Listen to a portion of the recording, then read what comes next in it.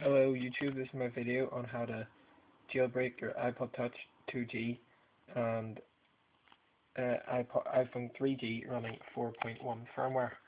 Just to show you that I'm using 4.1.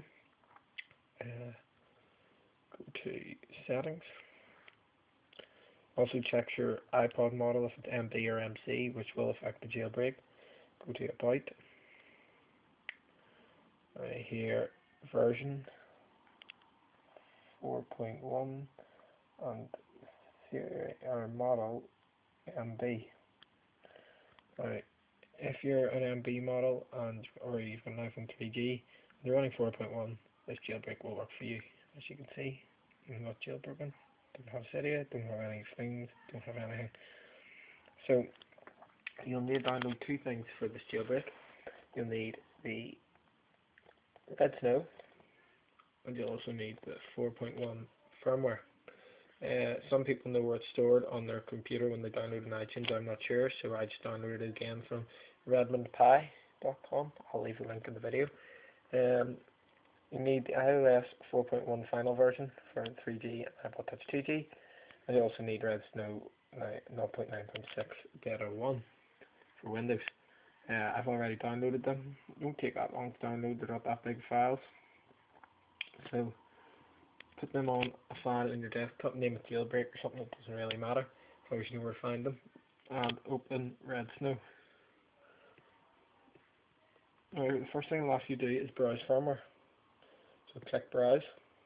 Also in that folder you should have your 4.1 final firmware.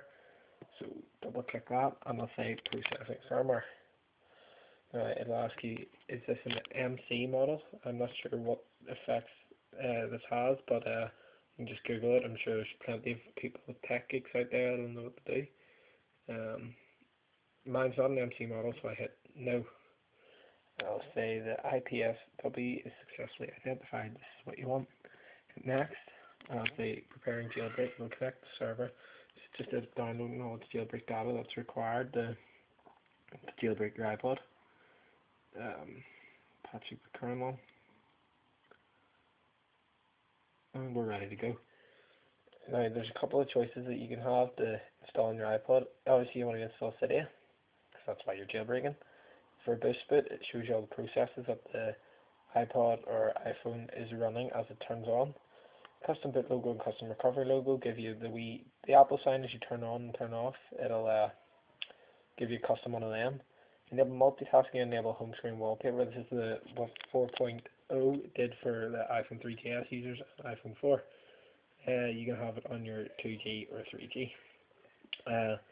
But it does slow it down significantly, so I'm not going to enable it. And enable battery percentage, I think I'll keep that on. So hit next. Say make sure device is turned off and plugged in. Well, mine's plugged in, but it's not turned off. So plug it in first and hold down your lock button. Slide the power off. Oh, we're not going to get there. We go.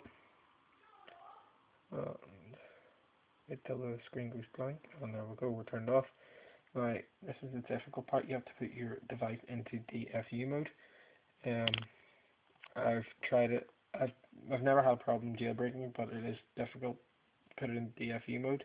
Redsn0w does give you instructions, but you might need to find another instructional video on the internet. So if you're ready, I might have to set the camera down while I try to do this, and we will hit next on Redsn0w. And it'll say first hold down the power button for 2 seconds, and hold down the home button and the power button for 2 seconds, or 10 seconds, sorry. And then release the power button, but keep holding on to the home button. This is extremely important if you want this to work. You'll hear your computer make a sound and the screen will flash white.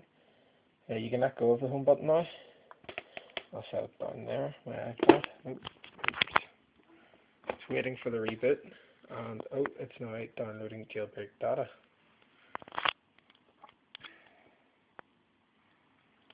It says done, so you can hit finish, and the rest of the process takes part on your iPod. So I'm gonna pause the camera here. This process doesn't take too long, but I just don't wanna be sitting here watching it the whole time. So it'll now say flashing NOR. I'm not sure what it means, but you'll know it's working as there's a pineapple jogging on it. It's a nice wee image.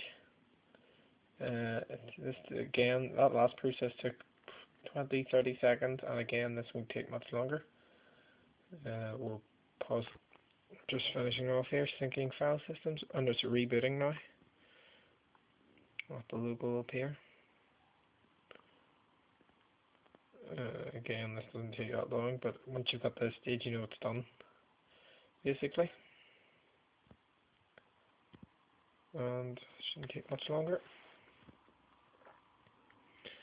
I shall remove my device from its cable.